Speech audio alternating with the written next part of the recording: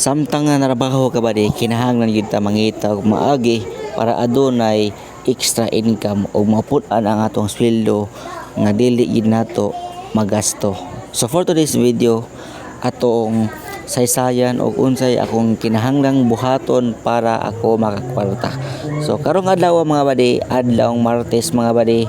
So mangita na sa tag maagi para makakwarta, para makakuha og extra income. So dire ko katrabaho sa Siargao's Bounty Seafoods mga badi. Pero dili sa ingon mga badi nga aduna kita trabaho, dili na ta mangita og pamaagi para kita makakwarta.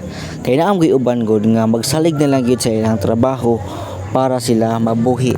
Pero ako mga badi, lahi manggod ko mga badi, kay since nga nagbata ko mga badi, naana nagigog trabaho, mao na nga di jud ko gusto nga aduna ko'y bakanting oras. To sa special mention ang ato ang usa ka amigo nga si Daniel og kaning akong quality controller, no, nga mao ni assist ako sa pagkuha sa product para atong i-deliver ngadto sa may Tabunok, no. Shout out kay Berly, grabe babaeng buhat siya mismo ang nialsa sa ako ang product nga maoy i-display ngadto sa akong usa ka trabahante. So nag-hire na ko og tindira nga para maninda while ga duty ko na ay daing nagtrabaho sa ako ang gamay nga negosyo. So starting pa ni siya, nagpasalamat sad ko sa ako ang boss, no. Shout out sa inyo, kamo gihapoy nagaguide sa ko bisan nagtrabaho nako, gitagaan gihapon ko ninyo og opportunity. Kani nga opportunity nga gihatag sa akong boss, grabe gyud kanindot, no. Grabe sa kadaghan nga industry nga ako ang nagian nga trabaho,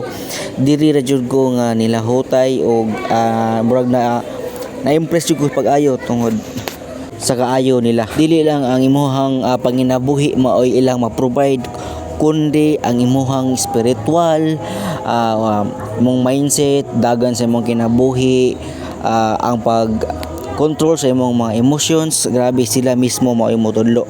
Grabe bless kay ka kung mapunta ka aning industry, kaning company. Grabe kanindot, di gyud ka mahayan guys, kay tungod sila mismo, no, nga magaguide sa imuha ug unsa imuhang buhaton everyday, no. Grabe ka nindot. So bona, so ako na ning hatod ngadto sa ako ang tindera. Naam gyud ni-apply sa ako ang usa ka tindera. So mao na ako lang gitagang opportunity nga pakatinda siya kay tungod way trabaho o kinahanglan po siya financial, no. Grabe mas lami gyud ning motabang ta sa mga tawo nga nanginahanglan ug labi na sa mga tao gyud nga tabangonon kaayo. So salamat sa inyong pagsubaybay. Unta magkita pa ta sa sunod nga video og amping mo kanunay. Adyo. Then right after guys, naabot ako din sa Tabunok. So mao din ni si Inday, no, nga maoy akong na-hire, no, diri sa Tabunok, no, sa pagpwesto. So salamat jud kaayo kay tungod ni salig siya, no, og misalig sa ko sa iyaha. Dili lang ni para sa kuha kundi para pud ni sa iyaha, kay tungod ani kamot siya para sa iyahang anak o para sa iyahang pamilya nga doon na siya ay ma-provide. So salamat kay inyong tanan, amping jud mo. Adios.